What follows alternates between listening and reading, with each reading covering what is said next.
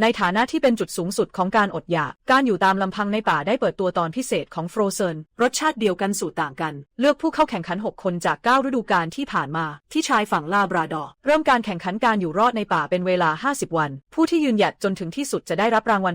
$500,000ไม่มีบทไม่มีการตั้งค่าและทีมงานความท้าทายเริ่มต้นโดยตรงจากฤดูหนาวในขณะเดียวกันจะต้องเผชิญกับหมีสีน้ำตาลและหมีขั้วโลกจำนวน10,000ตัวเมื่อเทียบกับก่อนหน้านี้การเริ่มต้นฤดูกาลนี้เหมือนนรกและดันเจียนผู้เข้าแข่งขันคนแรกที่ออกสตาร์ทคือการพิจารณาการนั่งยองแบบเอเชียไม่มั่นคงถูกเฮลิคอปเตอร์พัดจนล้มคว่ำยังสามารถกลับเข้าสนามได้ไหมเขาในใจเต็มไปด้วยความคาดหวังตรวจสอบตามแนวชายฝั่งพิจารณาความรุนแรงของปัญหาที่พบถูกส่งไปยังแนวชายฝั่งทางเหนือหมายความว่าอนาคตส่วนใหญ่จะใช้เวลาอยู่ในเงามืดผู้ที่ดูฤดูกาลที่7จะไม่แปลกใจเคยมีผลงานที่ยอดเยี่ยมในการอยู่รอดในอาร์กติก89วันถ้าไม่ใช่เพราะนิ้วเท้าเป็นแผลเย็นจนถูกบังคับให้ถอนตัวสถานะของโรแลนด์ผู้ยิ่งใหญ่คงสั่นคลอนแน่ๆผ่านความล้มเหลวและความยากลำบากเขายังคงรักษาทัศนคติเชิงบวกและมองโลกในแง่ดีใช้ชีวิตแบบพึ่งพาตัวเองในป่าที่ยังดิบเมื่อเผชิญกับโอกาสที่ได้มาอย่างยากลำบากครั้งนี้เขาต้องแสดงท่าทีเข้มแข็งเพื่อเอาตัวรอดให้ได้สำรวจพื้นที่ที่เขาอยู่พบเกาะสัตว์ป่าที่เท้าของมีขี้เกียจเหยียบไว้ก่อนมาได้ยินว่ามีสีน้ำตาลหมีและหมีขั้วโลกรวมกันมีเป็น10,000ตัวถ้าจะอยู่รอดในดินแดนนี้จนถึงที่สุดทางที่ดีที่สุดคือจับตัวหนึ่งไว้เป็นเสบียงอาหารแม็กเป็นผู้เข้าแข่งขันคนที่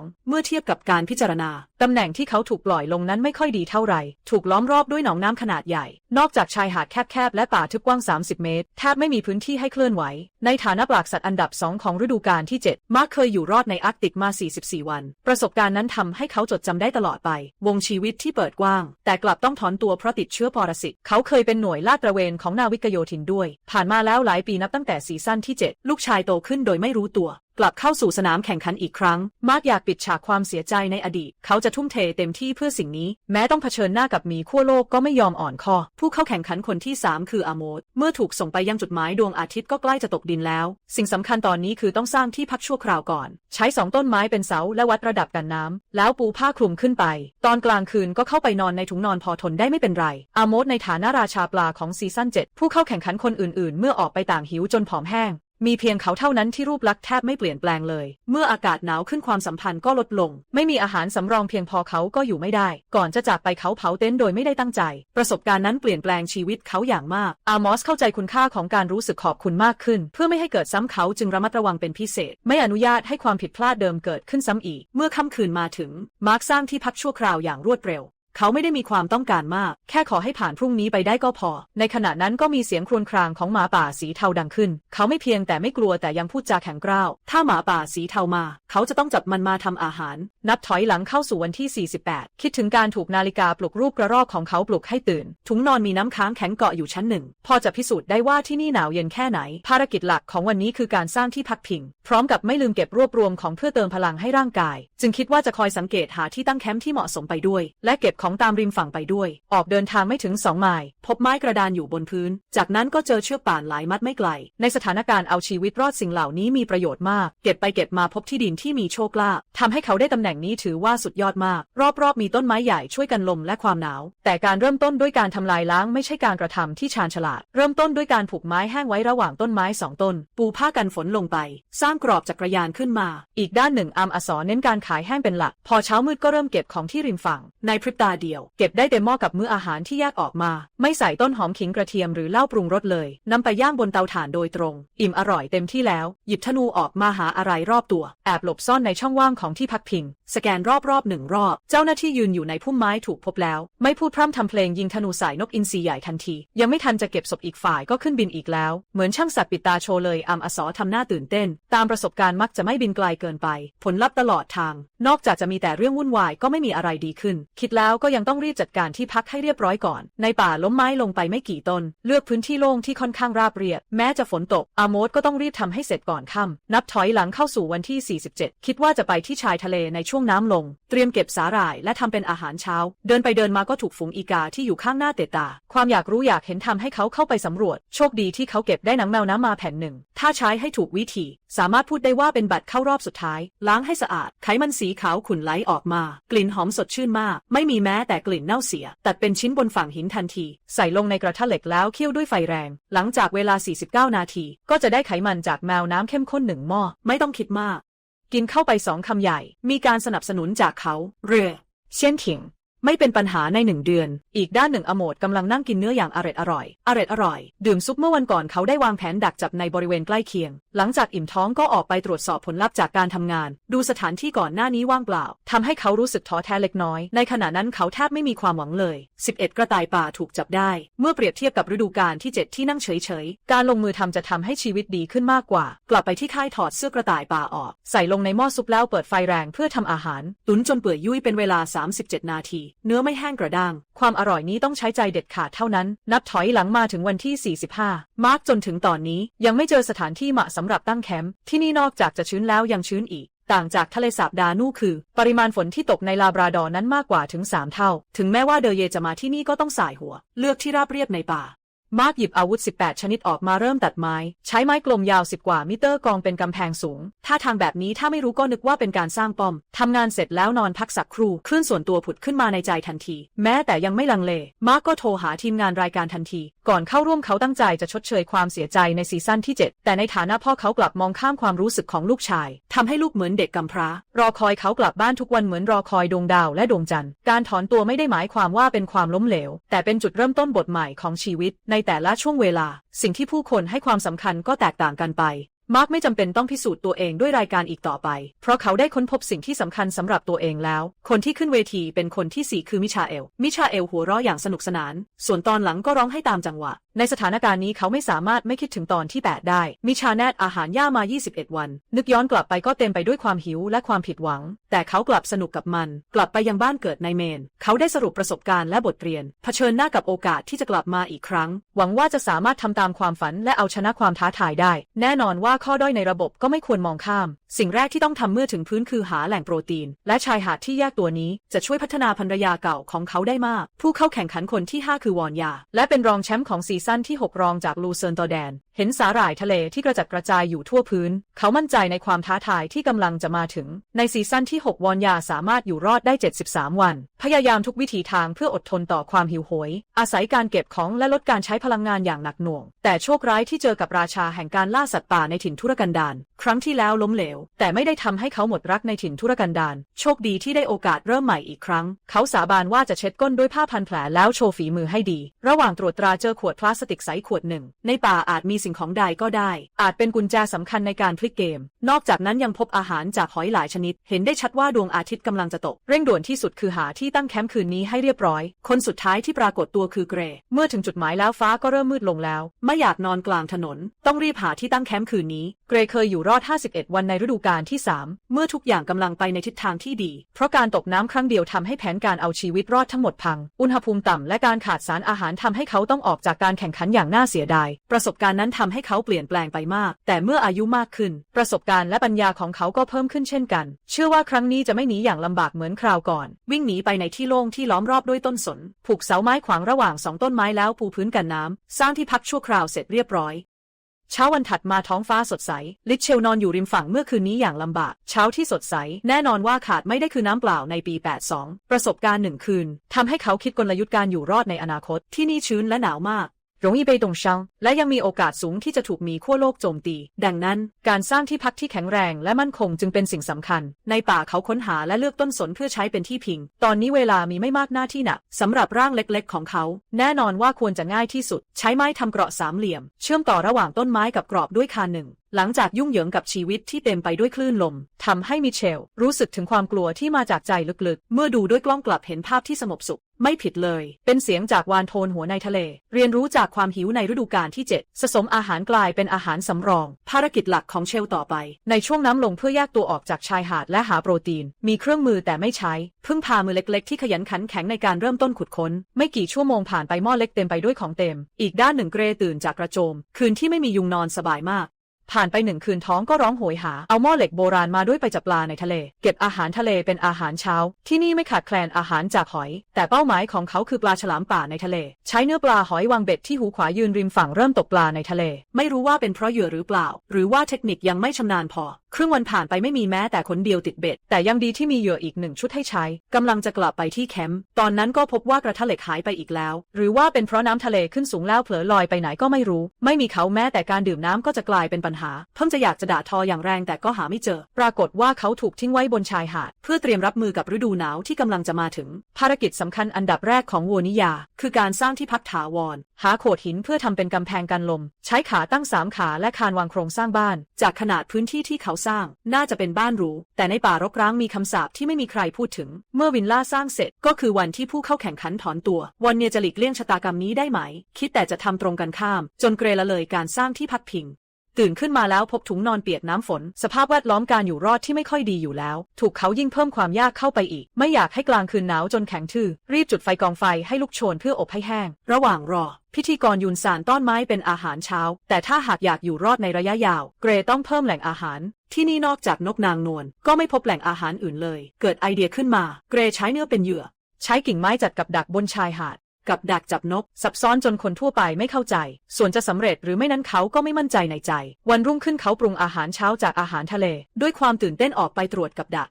กเหมือนที่เขาคาดไว้ไม่มีแม้แต่ขนนกเส้นเดียวมองดูอุปกรณ์ที่ถูกทำลายจิตใจที่เปราะบางของเกรรู้สึกกดดันอย่างมากความรู้สึกไม่ดีแผ่ซ่านไปทั่วร่างกายกล้องมาที่ฝั่งของวอร์เนียวิลล่าที่เขาภูมิใจนำเสนอได้นำข่าวร้ายมาใช้ไปไม่ถึงสัปดาห์ก็มีรูใหญ่แตกตั้งใจจะคืนแบบไม่มีเหตุผลภายใน7 วันแต่น่าเสียดายที่นี่ไม่มีบริการจัดส่งฟรีแย่กว่านั้นคือฝนตกต่อเนื่องน้ำที่เก็บบนหลังคาเกือบจะเลี้ยงปลาได้คิดถึงความเหนื่อยยากในการสร้างแล้วได้ผลลัพธ์แบบนี้เขาไม่อาจกลั้นน้ำตาที่เต็มไปด้วยความไม่พอใจไว้ได้นับถอยหลังมาถึงวันที่ 44แล้วการท้าทายดำเนินมาไม่ถึงสัปดาห์ผู้เข้าแข่งขันเริ่มมีอารมณ์แตกสลายแตกต่างกันไปไม่ใช่แค่เต็มไปด้วยน้ำตาบนใบหน้าก็เป็นท่าทางหมดแรงไม่มีเรี่ยวแรงแม้แต่ผ่านหน้าจอก็ยังรู้สึกถึงความสิ้นหวังนั้นพร้อมกับเสียงกดโทรศัพท์เป็นระยะเรือยอชต์ของทีมงานวิ่งมาจากทะเลเกรเป็นคนแรกที่ทนไม่ไหวผ่านมาหลายวันเขาพบว่าตัวเองควบคุมสถานการณ์ไม่ได้เลยนอกจากเบคที่จับโปรตีนแท้ๆไม่ได้เลยสิ่งที่แย่ที่สุดคือตอนกลางคืนต้องสั่นเทาอยู่ในถุงนอนที่ชื้นโดนผลกระทบ2 ชั้นความคิดที่จะถอนตัวเหมือนคลื่นที่ซัดเข้ามาควบคุมไม่ได้นึกถึงฉากต่างๆในบาตาโกเนียจิตใจที่แข็งแกร่งถูกทำลายลงในชั่วพริบตาดูเหมือนว่ายุคสมัยของพวกเขาได้กลายเป็นอดีตไปแล้วพร้อมกับการจากไปของเกรเหลือผู้เล่น4 คนแบ่งกัน$500,000กล้องจับไปที่การพิจารณาทางนี้เพิ่งมาถึงชายทะเลก็เจอแมวน้ำตัวอ้วนกลมตัวหนึ่งน่าเสียดายที่อุปกรณ์มีจำกัดไม่เพียงพอที่จะจับมันได้ทุกวันเวลาน้ำลดคือช่วงเวลาที่เขามีความสุขที่สุดคลื่นทะเลนำเอาของอร่อยจากภูเขาและทะเลมาให้สิ่งที่เขากังวลที่สุดในการท้าทายครั้งนี้คือการถูกน้ำแข็งกัดและอาหารถ้าเกิดปัญหาใดๆขึ้นการออกจากที่นี่เป็นเพียงเรื่องเวลาเท่านั้นนำวัตถุดิบที่แพ็คไว้แล้วกลับไปยังค่ายใส่น้ำมันพาเมซานเล็กน้อยลงไปแล้วตั้งไฟเพื่อปรุงอาหาร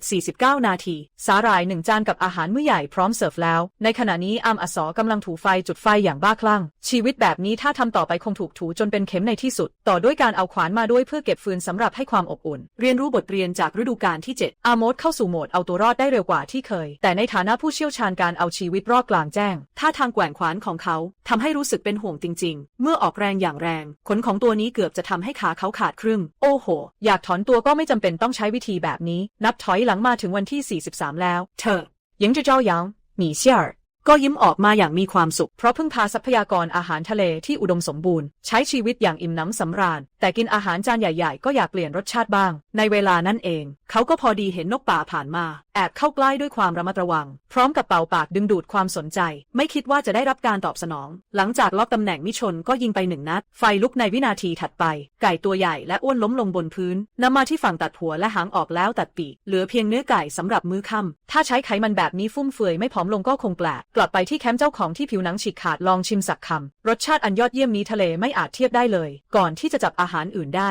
โวนิยาต้องพึ่งการเก็บของทะเลเพื่อช่วยครอบครัวที่เห็นได้ทั่วไปคือการกั้น1 ชั้นซึ่งเป็นแหล่งโปรตีนหลักช่วงน้ำทะเลลดลงมากเขาวางแผนจะสั่งอาหารทะเลเพิ่มกินไม่หมดก็จะเลี้ยงไว้ในน้ำโดยไม่รู้เลยว่าความตระหนักในการกักตุนอาหารของเขาสูงกว่าผู้เข้าแข่งขัน 90% แล้วเมื่อเวลาผ่านไปน้ำทะเลก็เพิ่มขึ้นอย่างเห็นได้ชัดสุดท้ายเก็บได้ประมาณ6 ปอนด์เต็มที่นับถอยหลังมาถึงวันที่42คิดถึงการตรวจสอบเมื่อวานนี้พบว่ามีนกนางแอ่นจำนวนมากกำลังเคลื่อนไหวอยู่ใกล้ๆเบื่ออาหารทะเลแล้วอยากเปลี่ยนรสชาติอย่างรวดเร็วถ้าไม่ออกล่าเดี๋ยวจะเสียโอกาสง่ายต่อการเข้าใจว่าเขามาเพื่อฆ่าเวลาหยิบคันธนูเข้าไปในป่าเพียง929ก็เจอกับไก่ตัวผู้ตัวหนึ่งกำลังวางไข่คิดไม่ทันก็ยิงธนูเต็มแรงไปเลยแต่ต้นไม้หนาทึบเกินไปชุดคอมโบที่ไม่ได้โดนแม้แต่ขนเส้นเดียวโชคร้ายที่ตกลงไปในทะเลตามหลักการที่ว่าขาด1 เส้นก็ลดโอกาสชนะ1 ส่วนอดทนกับน้ำทะเล เย็นเฉียบลงไปเก็บของแต่ได้ล่องผ่านมหาสมุทรแอตแลนติก1 รอบก็ถือว่าไม่เสียเปล่าประสบการณ์ถูกน้ำแข็งกัดในฤดูกาลที่ 7พอขึ้นฝั่งก็รีบกลับไปที่ค่ายทันทีพึ่งพาไฟในเตาเพื่อความอบอุ่นนับถอยหลังมาถึงวันที่41แล้วเพียงแค่1 สัปดาห์อัสก็ได้สัมผัสถึงความแน่วแน่ของความท้าทายความชื้นและความหนาวเย็นความหิวโหยความเหงาผสมผสานกันอย่างไร้ความปราณีต่อจิตใจมนุษย์ต่อจากนั้นก็กลับไปทำงานตามเดิมที่ชายฝั่งใช้เนื้อหอยเป็นเหยื่อล่อเพื่อเปิดโหมดตกปลาอยู่ในสภาพแวดล้อมแบบนี้สิ่งที่ยากที่สุดไม่ใช่การหาอาหารแต่คือการมีอาหารมากมายแต่ไม่สามารถจับได้ความรู้สึกอยากได้แต่ไม่ได้รับมันยากกว่าการอดอาหารเสียอีกที่จะรักษาความหวังไว้กลับไปยังค่ายอย่างว่างเปล่าอัสได้สรุปประสบการณ์ล่าสุดของเขาถ้าอยากจะอดทนวิธีที่ดีที่สุดคือจับหมีขั้วโลกตัวหนึ่งได้ยินแบบนี้ไม่รู้ว่าเป็นเพราะหูฉันเสียหรือสมองเขาเสียไม่แน่ว่าใครจะเป็นอาหารกลางวันของใครนับถอยหลังมาถึงวันที่39ในสนามเหลือผู้เข้าแข่งขัน4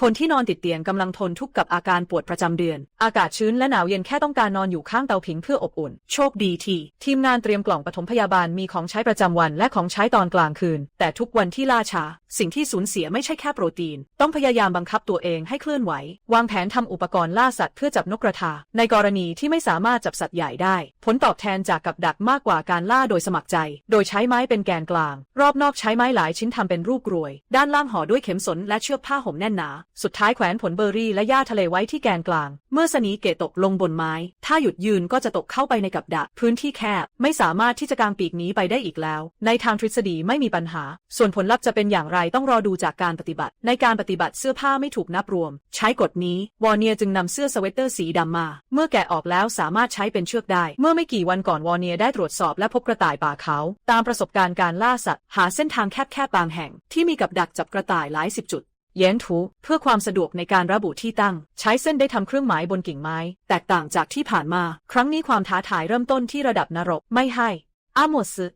ึมีเวลาเตรียมตัวเลยเพื่อผ่าน50 วันเขาก็คิดจะจับหมีดำมาดูการวางกับดักจับกระต่ายเศษอาหารและซากสัตว์เล็กบนพื้นเป็นหลักฐานว่าหมีตาบอดมาเยือนที่นี่อัสก็เพิ่มแรงดึงของกับดักไปด้วยเพื่อเจอสัตว์ร้ายขนาดใหญ่จะได้ไม่ตกใจจนมือเท้าสั่นกำลังคิดว่าจะหาอาหารเย็นได้หรือเปล่าทำให้ในวินาทีถัดไปเห็นกระต่ายป่าล้มลงบนพื้นเบื่อกับมื้ออาหารทะเลลื่นไหลมื้อเนื้อแดง1 มื้อสำหรับเขาตอนนี้เหมือนงานเลี้ยงของราชวงศ์กลับไปที่ค่ายตุ๋นเนื้อกระต่ายหอมกรุ่นในหม้อสดน้ำซุปเนื้อคำหนึ่งทำให้เขารู้สึกพึงพอใจอย่างไม่เคยมีมาก่อนนับถอยหลังมาถึงวันที่38เมื่อเทียบกับผู้แข่งขันคนอื่นๆความเหน็ดเหนื่อยของมิเชลชัดเจนมากเขาต้องสะสมอาหารมากขึ้นเพื่อรักษาน้ำหนักปัจจุบันและไขมันจากเนื้อปลาแน่นอนว่าเป็นตัวเลือกที่ดีที่สุดพกอุปกรณ์ตกปลาไปที่ริมฝั่งบังเอิญเจอเป็ดเทาเก็บกล่องข้าวไม่ว่าอย่างไรรีบจัดการเก็บไว้ก่อนถอดเสื้อแจ็คเก็ตไม่พบการเน่าเสียหรือปรสิตแม้เนื้อจะน้อยแต่ก็ยังอร่อยอยู่หลังจาก21 นาทีให้ลองชิมเนื้อบางแต่ไม่แห้งเต็มไปด้วยกลิ่นโปรตีนแท้เมื่อไม่กี่วันที่ผ่านมาได้คิดจะวางกับดักกระต่ายใกล้ๆด้วยทักษะนี้เขาเคยทำให้ผู้คนประทับใจมากมายแต่ไม่รู้ว่าเกิดอะไรขึ้นไปที่นี่มันใช้ไม่ได้ผลเลยเพราะการท้าทายครั้งนั้นยังทำให้ร่างกายได้รับบาดเจ็บถาวรทุกครั้งที่นึกถึงเขาก็ไม่สามารถกลั้นน้ำตาแห่งความเสียใจไว้ได้วอนเนียก็ประสบชะตากรรมเดียวกันผลงานอันยอดเยี่ยมในฤดูกาลที่6ที่ผ่านมา73 วันโรคขาดสารอาหารเรื้อรังทำให้ฟันหลุด14 กรัมใช้เวลา2 ปีร่างกายถึงจะค่อยๆฟื้นฟูต้องบอกเลยว่าเบื้องหลังเรื่องราวที่น่าประหลาดใจทุกเรื่องล้วนซ่อนประวัติความลำบากที่ไม่มีใครรู้ตรวจกับดัก10 กว่าจุดรวดเดียวสุดท้ายก็พบกระต่ายป่าตัวหนึ่งที่กับดักสุดท้ายเขาตื่นเต้นจนเผลอน้ำตาไหลออกมาจากมุมปากที่นี่10 กว่าวันแล้วยังเป็นครั้งแรกที่ได้กินโปรตีนแท้ๆหัวใจที่ตื่นเต้นมือที่สั่นเทาวันเนียรอไม่ไหวที่จะถอดเสื้อขนสัตว์ของอีกฝ่ายออกเสื้อโค้ทสำหรับเขาทุกชิ้นของโปรตีนล้วนมีค่าอย่างยิ่งแยกเนื้อกระต่ายออกเป็นชิ้นๆปรุงเป็นอาหารป่าในยามค่ำคืนคำเดียวรู้สึกเหมือนตัวเองได้ยกระดับขึ้นเมื่อกินเนื้อกระต่ายเข้าไปกลิ่นหมูย่างแท้ๆลอยเต็มลิ้นนับถอยหลังมาถึงวันที่37แล้วต้อนรับแสงอาทิตย์เช้าคิดจะยิ้มอีกครั้งไหมหวังว่ากับดักนั้นจะเหมือนพระอาทิตย์ทำให้คนเต็มไปด้วยความหวังคำพูดโบราณว่าคนที่ชอบหัวเราะจะโชคดีเสมอเดินทาง2 ก้าวเล็กๆตามฝั่งไก่ป่าตัวหนึ่งที่นอนอาบแดดทำให้เขาค้นพบหาจุดยิงที่ยอดเยี่ยมเพื่อปล่อยพลังเต็มที่ในอีกวินาทีต่อมาไก่ป่าตัวใหญ่ก็นอนอยู่ในมือความสุขนี้ไม่สามารถสัมผัสได้หากไม่ผ่านการอดอาหาร3 วัน 9 มื้อหั่นเป็นชิ้นใหญ่แล้วนำไปต้มในหม้อไม่อยากให้ท้องร้องจอกๆตลอดคืนฮอลลี่เตรียมเก็บไว้ทำขนมขบเคี้ยวในตอนดึกกลิ่นหอมฟุ้งลูกหลานชิมน้ำตาที่อร่อยแทบจะหลุดออกมานับถอยหลังมาถึงวันที่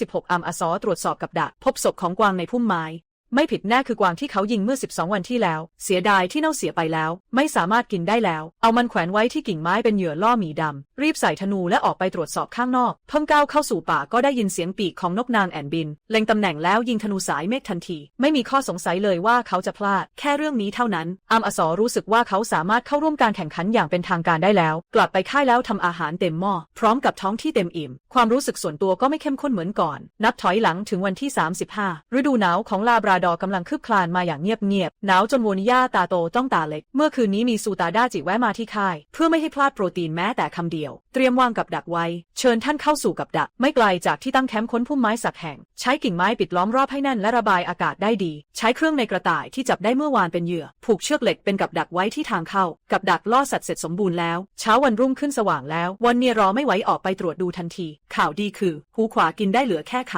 าถูกข่าวร้ายคือเหยื่อได้หนีไปแล้ววอร์เนียไม่ยอมแพ้เริ่มค้นหาอย่างละเอียดหลังจากวนรอบไม่มีร่องรอยของสัตว์ตัวเล็กเลยเขาเช็ดมุมตาที่รู้สึกผิดหวังน้ำตาปิดบังความเศร้าถ้าไม่ได้กินเนื้อก็อัปเกรดเตาผิงไปเลยเมื่อฤดูหนาวมาถึงจะช่วยลดการใช้พลังงานได้ก่อนอื่นขุดหลุมใหญ่ในที่พักพิงจากนั้นเก็บหินแกรนิตรอบมาใช้ดินเหนียวอัดแน่นระหว่างช่องว่างของหินวางแผ่นหินเชื่อมระหว่างกองหิน2 กองวอนิยานั่งลงอย่างมั่นคงเกินคาดมีเขาเป็นฐานก็สามารถลากต้นหอมควันออกไปนอกบ้านได้ตอนนี้ก็ทำให้การจุดไฟทำอาหารและให้ความอบอุ่นเป็นหนึ่งเดียวกันได้แล้วใต้แสงอาทิตย์อัสดงพิจารณามองเห็นน้ำค้างระยิบระยับทำให้ใจสาวน้อยสั่นไหวฟังเสียงน้ำแข็งแตกผู้ฝึกตนที่นอนไม่หลับมา10 ปีสามารถตื่นขึ้นมาได้ตามธรรมชาติอดอยากมาหลายวันจนเกือบลืมรสชาติของปลาและเนื้อใช้เชือกทำรังเสียงสะท้อนจากนั้นเก็บกิ่งไม้ที่มีความยืดหยุ่นรีบทำกรอบกับดักปูห่อหุ้มด้วยตาข่ายที่เตรียมไว้แล้วขั้นตอนสุดท้ายคือการเข้าไปในปากปลานั้นใช้ลวดเหล็กและกิ่งไม้ถักเป็นรูปกรวยหูข้างขวาใช้เครื่องในสัตว์และหนังนกเพนกวินอุปกรณ์กับดักที่กินทั้งปลาและปูเสร็จสมบูรณ์แล้วตอนนี้อากาศหนาวเย็นมากยังไม่แน่ว่าจะสามารถดึงดูดปลาขนาดใหญ่มาได้หรือไม่คิดทีละก้าวทำทีละขั้นคิดว่าจะได้กินเนื้อในเร็วๆนี้ไม่อาจหยุดเต้นรำเพื่อเพิ่มบรรยากาศนับถอยหลังมาถึงวันที่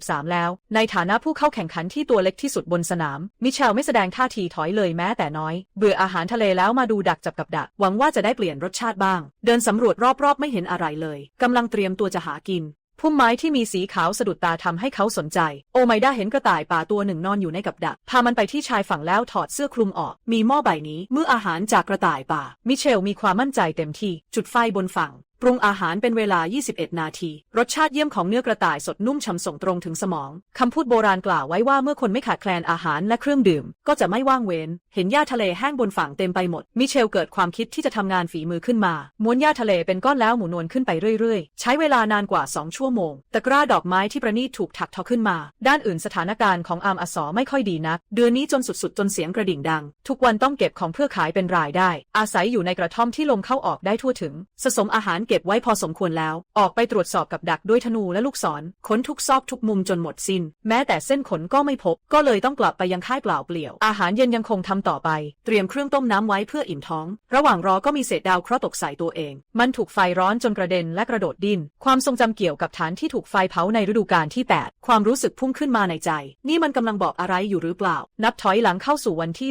31อสทำการตรวจสอบตามปกตินอกจากจะไม่ได้ลิ้มรสเนื้อมา5 วันแล้วต้องอดทนต่อความหิวทุกวันกำลังวิตกกังวลเกี่ยวกับอาหารในวันนี้กระรอกที่ส่งเสียงจิ๊บจ้าบอยู่บนต้นไม้ดึงดูดความสนใจของเขาน้ำลายไหลเป็นทางเพราะความหิวล็อกเป้าไม่พูดพล่ำรีบลงมือทันทีเป็นการโจมตีที่สมบูรณ์แบบไม่ติดกับอะไรและล้มเหลวซ้ำแล้วซ้ำเล่ากลับไปที่ฐานอสก็หมดกำลังใจนอนลงแล้วหลับไปจนถึงบ่าย2 โมงตื่นขึ้นมาแล้วก็ต้องเผชิญกับความหิวอีกครั้งความหนาวเย็นและความเหงาความว่างเปล่าจากภายในสู่ภายนอกแบบนั้นเขาไม่อยากอยู่ต่อแม้แต่เสี้ยววินาทีคิดอย่างรอบคอบแล้วโทรแจ้งถอนตัวทันทีผมขอถอนตัวอย่างเป็นทางการไม่นานก็มีเรือยอชต์แล่นเข้ามาการกระทำนี้เขารู้ดีว่าจะต้องเจอคำถามจากแฟนๆที่หน้าจอแน่นอนเกี่ยวกับเส้นทางในใจและความยากลำบากที่มีอยู่มีเพียงเขาเท่านั้นที่เข้าใจความเจ็บปวดที่เกิดจากการใช้เกินกำลังอสยังจำได้ดีจนถึงทุกวันนี้แม้ว่าแมนเน่จะหายไปแต่ยังสามารถทำเงินได้แต่ถ้าร่างกายพังลงไม่ว่าจะมีเงินเท่าไหร่ก็ไม่สามารถซ่อมแซมได้เพื่อไม่ให้เกิดเหตุการณ์ซ้ำรอยตัดสินใจถอนตัวอย่างเด็ดเดี่ยวนับถอยหลังถึงวันที่30คิดว่าจะมาดูดักปลาอย่างมีหวังน้ำทะเลใสจนเห็นก้นมองแวบเดียวก็เห็นว่าไม่มีแม้แต่ขนเดียวทำให้คิดไม่ตกปลาท้องถิ่นไม่กินเหยื่อหรืออย่างไรจึงต้องกลับไปที่ค่ายเพื่อทำอาหารเพิ่มเป็น2 เท่ากินหอยลื่นๆติดต่อกันเกิน10 วันไม่รู้ว่าเป็นเพราะกินอย่างเดียวหรือร่างกายเกิดการต่อต้านท้องเกิดอาการปั่นป่วนอย่างรุนแรงอดใจไม่ไหวต้องอาเจียนออกมาหรือว่า ผู้เข้าแข่งขันที่ถูกจับตามองมากที่สุดต้องถอนตัวอย่างน่าเสียดายนับถอยหลังมาถึงวันที่ 29 แล้วตอนแรกคิดว่าจะต้องเสียใจเพราะอาหารเป็นพิษแต่ใครจะรู้ว่าหลังจากคืนเดียวกลับหายเป็นปกติอย่างปาฏิหาริย์เหมือนได้เกิดใหม่จัดให้ตัวเองได้สัมผัสกับหมอกควันมีคนบอกว่ามนุษย์ใช้ควันเพื่อฆ่าเชื้อโรคการฆ่าเชื้อด้วยควันมีประวัติยาวนานนับพันปีอยากจะทำต่อไปแหล่งอาหารที่มั่นคงคือกุญแจสำคัญบทเรียนครั้งที่แล้วเป็น2 เท่าทำให้เขาต้องเลิกกินอาหารทะเลเติมกำลังใจเดินมาตรวจสอบกับดักนกผ่านไปครึ่งเดือนข้างในไม่มีแม้แต่ขนไก่เส้นเดียวจึงต้องลุยป่าต่อไปเพื่อสืบหาเดินรอบ1เสร็จเห็นเขามีสีหน้าผิดหวังเต็มเปี่ยมแต่พอหันหัวกลับมาก็ได้ยินเสียงกึกๆโอ้พระเจ้าปรากฏว่าเป็นกับดักสำหรับกระรอกตัวเล็กขอบคุณสำหรับของขวัญจากธรรมชาติกำลังคิดว่าจะทำเป็นตุ๋นหรือย่างดีพากลับไปที่ค่ายแล้วถอดเสื้อคลุมมันออกได้ยินว่าขนสัตว์ชนิดนี้เคยถูกยุโรปใช้เป็นเงินตรา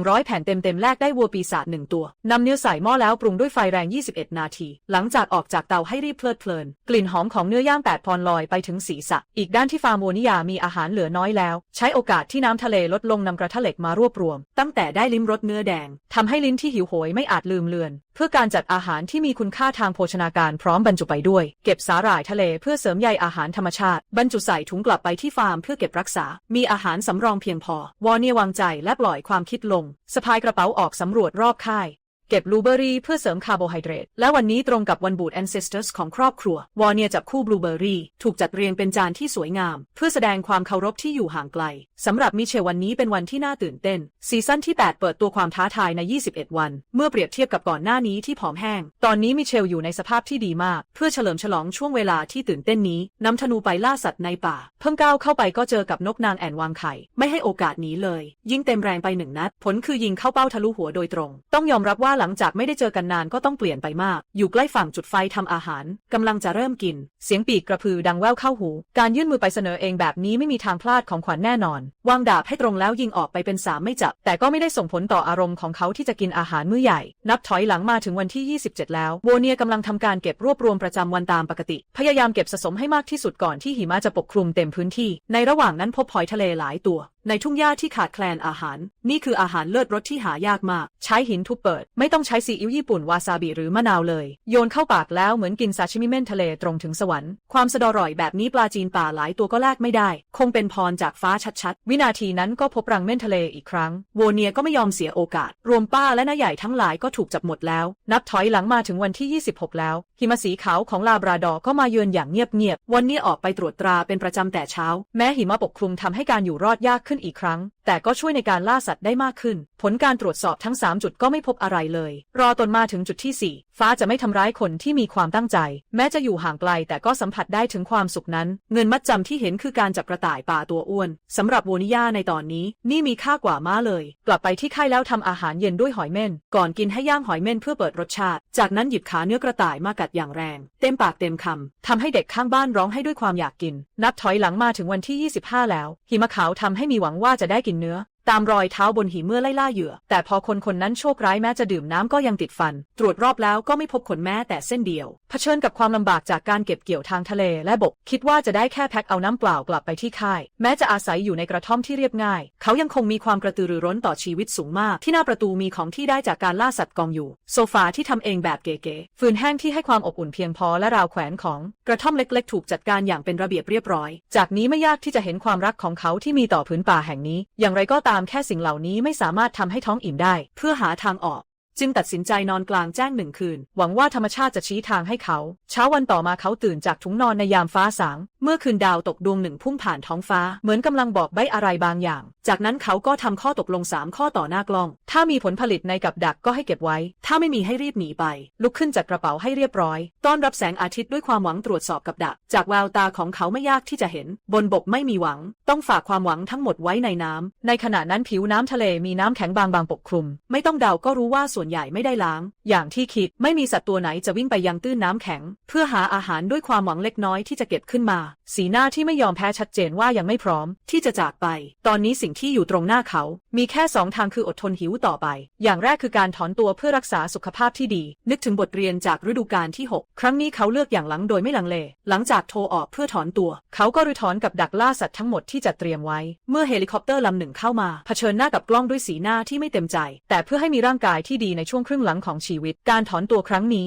เหมือนกับการปรองดองกับตัวเองที่เคยดื้อรั้นนับถอยหลังเข้าสู่วันที่ 23เหลือผู้เข้าแข่งขันเพียง2 คนในสนามอีกวันหนึ่งที่มีแดดแจ่มใสสวยงามโวเนียเก็บบลูเบอร์รี่มาทำอาหารเช้าใช้โอกาสอากาศดีเก็บเชื้อเพลิงแห้งสำรองไว้กลับสู่ค่ายด้วยความพึงพอใจเจ้าหะหูหลี่ออลลี่ดึงดูดความสนใจของเขาไม่ต้องเดาก็เป็นตัวเดียวกับครั้งก่อนที่มาเยือนเพื่อแก้แค้นให้สำเร็จเขากลับไปที่เดิมเพื่อรีสตาร์ทเครื่องเจอกับการท้าทายซ้ำแล้วซ้ำเล่าวันเนียตัดสินใจไม่ปล่อยให้ผ่านไปง่ายๆอีกต่อไปใช้ขาและอวัยวะภายในของกระต่ายที่เหลือเป็นเหยื่อจนแน่ใจว่ารอบๆไม่มีแม้แต่แมลงวันบินออกไปได้แค่รู้สึกพอใจแล้วนับถอยหลังมาถึงวันที่22แล้วจนถึงตอนนี้มิเชลลดน้ำหนักไปแล้ว15 กิโลกรัมเมื่อถึงจุดวิกฤตที่น้ำหนักเหลือ72 กิโลกรัมนั่นคือเวลาที่เขาจะถอนตัวออกไปข้างนอกบ้านเอาชุดและของที่เก็บรวบรวมใส่ในตาข่ายล้างให้สะอาดในน้ำคัดเลือกอันที่ตัวอ้วนเต็มที่ออกมากลับไปที่ค่ายเพื่อปรุงเป็นน้ำซุปบำรุงร่างกายมองดูร่างกายที่ผอมลงเรื่อยๆมิเชลรู้สึกว่าถ้ามีโอกาสเริ่มใหม่เขาจะไม่ลังเลที่จะเลือกเพิ่มน้ำหนักกินอาหารเช้าเสร็จมิเชลเดินมาตรวจกับดักป่าทึบดูเหมือนสนามล่าสัตว์แห่งหนึ่งสำรวจรอบๆไม่มีแม้แต่เส้นผมจนทำให้มิเชลเริ่มพิจารณาที่จะดื่มลมมีคำกล่าวว่าสวรรค์มีเมตตาต่อผู้มีชีวิตเมื่อกล้องหมุนไปกระต่ายขาวนอนอยู่บนพื้นเขาที่ตื่นเต้นน้ำตาไหลเหมือนจระเข้ทันใดนั้นก็เต็มไปด้วยความหวังสำหรับอนาคตนับถอยหลังมาถึงวันที่21วันนี้เป็นวันที่น่าจดจำสำหรับวอร์เนี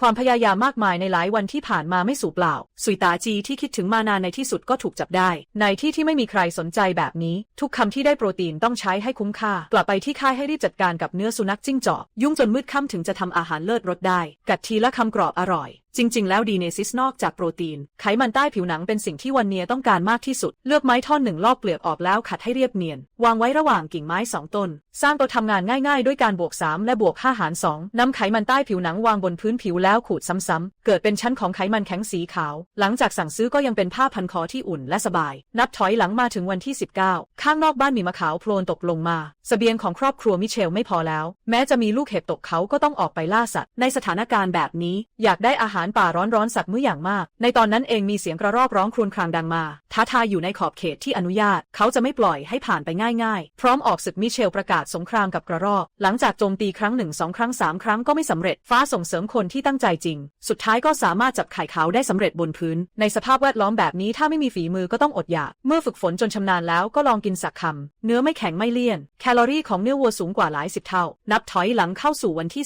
18ทั่วทุกแห่งถูกปกคลุมด้วยหิมะขาวโวนิยามาพร้อมกับกระทะเหล็กที่จุดน้ำบ่อยๆกำลังยุ่งอยู่กับการทำอาหารและรู้สึกไม่ดีเห็นมีเมฆพายุปรากฏอยู่ที่ขอบฟ้าไกลๆจากประสบการณ์การล่าสัตว์หลายปีคงจะไม่ช้าเกินไปพายุหิมะจะกลืนกินทั้งเกาะราบลูราโดเมื่อเข้าสู่ช่วงนั้นแล้วนอกจากจะต้องเตรียมอาหารเพียงพอแล้วความอบอุ่นในที่พักก็สำคัญมากเช่นกันนับถอยหลังเข้าสู่วันที่17ทั้งเกาะราบลูราโดถูกปกคลุมด้วยหิมะขาวโพลนเพื่อป้องกันลมหนาวเข้าวันเนียได้ปรับปรุงประตูให้ดีขึ้นทนลมหนาวที่พัดแรงไปเก็บไม้ใกล้ๆกลับไปที่ค่ายแล้วเคลื่อนย้ายกิ่งไม้ที่อยู่หน้าประตูวางไม้ด้านหนึ่งบนคานบ้านอีกด้านวางบนที่วางผูกไม้ขวาง2 ต้นที่แต่ละด้านเพื่อเสริมความแข็งแรงจากนั้นคลุมด้านบนด้วยกิ่งไม้หนาๆ3ผ้าหาร2ทำทางเดินยาวเชื่อมต่อที่พักเสร็จเรียบร้อยเพื่อให้แน่ใจว่าปลอดภัยนำแผ่นไม้เก่าๆที่เก็บมาทำเป็นประตูบานใหญ่มาตรการรักษาความอบอุ่นที่ดีสามารถลดการสูญเสียความร้อนได้อย่างมากนับถอยหลังมาถึงวันที่16มิเชลกำลังทุกข์ทรมานจากควันหนาแน่นอยู่ในสภาพแวดล้อมแบบนี้นานๆง่ายต่อการเป็นพิษจากคาร์บอนมอนอกไซด์เพื่อหายใจอากาศบริสุทธิ์ออกไปตรวจสอบกับดักด้านนอกระหว่างทางเดินทางก็หวังว่าฟ้าจะประทานโปรตีนมาให้บ้างควรจะเป็นนกนักหนีแต่ก็ไม่ทักทายนกไก่แม่เมื่อพบเจอปล่อยธนูเย็นไปที่ก้นไก่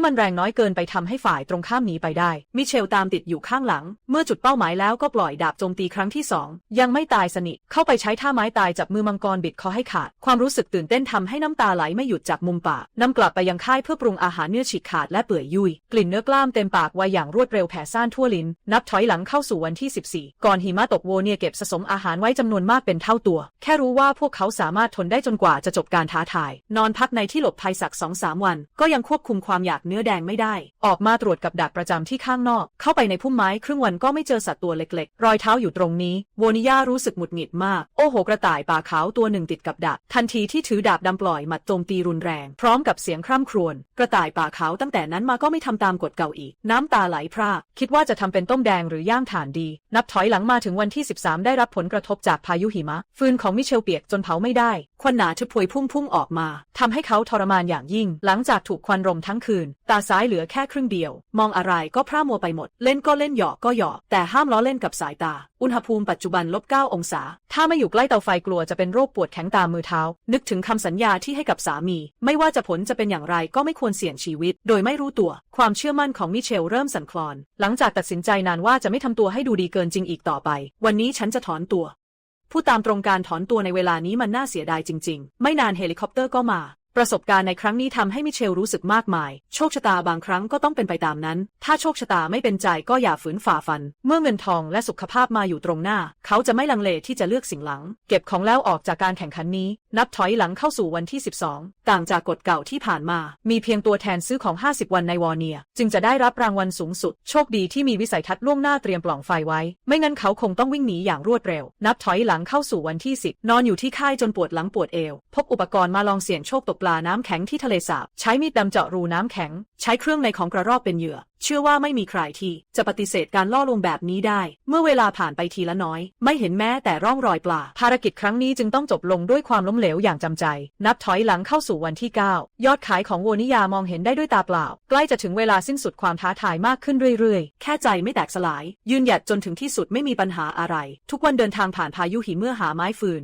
กอดความหวังว่าจะเป็นผู้เดียวในป่าเพื่อรักษาความเชื่อมั่นในการเป็นแชมป์หญิงไว้เวลาผ่านไปทีละวันเร็วๆนี้ก็ถึงวันสุดท้ายของการนับถอยหลังวันเนียก็ยังไม่อยากเชื่อว่าตนเองจะสามารถอดทนได้จนถึงที่สุดนึกถึงทุกช่วงเวลาที่นี่จากความหิวโหยสู่ความอุดมสมบูรณ์ทั้งหมดนี้เดินมาด้วยตัวเองทีละก้าวนับถอยหลังมาถึงวันที่50ในขณะนี้วอนิยาก็อยากจะร้องเพลงสักเพลงเพื่อแสดงความเคารพต่อป่าเขาสร้างอนุสาวรีย์บุรุษนี่คือก้าวสำคัญในเส้นทางการเอาชีวิตรอดในป่าเขาของเขาในไม่ช้าเฮลิคอปเตอร์ลำหนึ่งก็ลงจอดใกล้ค่ายหัวใจที่ตื่นเต้นมือที่สั่นเทาเขาฝันถึงช่วงเวลานี้เสมอคำพูดนับพันในใจกลายเป็นน้ำตาแห่งความตื่นเต้นในตอนนั้นเองสามีก็แอบเข้ามาจากด้านหลังเห็นเทเลอร์เขาที่แข็งแกร่งเหมือนนกน้อยแนบชิดอยู่ข้างคนรักเมื่อรู้ว่ามีเหลือเพียงเขาคนเดียวในสนามโมเนียยิ่งพูดไม่ออกหมายความว่าเขากลายเป็นแชมป์หญิงผู้พิทักษ์เดี่ยวในป่าอย่างแท้จริงเกียรตินี้สำหรับเขามีค่ามากกว่า 50,000 บาทเสียอีกเป็นเกียรติสูงสุดในประวัติศาสตร์การอยู่รอดในป่าของผู้เข้าแข่งขันที่มีเวลารอดชีวิตนานที่สุดเก็บของให้เรียบร้อยเตรียมกระเป๋าตั้งแต่วันนี้เป็นต้นไปเขาจะเริ่มบทใหม่ในชีวิตของเขาภารกิจนี้สำเร็จลุล่วงไปด้วยดี